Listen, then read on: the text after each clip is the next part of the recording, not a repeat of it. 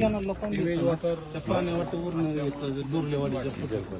गुणवली इथं नाही तयार होत इथं जळून जातं 15 दिवसात 10-15 दिवस जळतं याचा तरीचं पाणी चांगलं आहे ते जळतंय म्हणजे कारण जलपर्णीला पाणी चांगलं असेल तरी येत नाही सिवेजचं पाणी असेल तरच येतं आणि मग तिथं दिसतंय तेही जळतं ती पण जळते त्यामुळे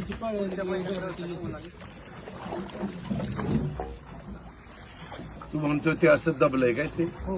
थोडी थोडी निघालेली त्याच्यामध्ये जॉईंट झाले हां आता पिचिंग करून फक्त त्याला दर्गा पडले हा हो हा स्टेअर पण थोडं कापलं पाहिजे ते काय इथं दबलं स्टेअर दाबलं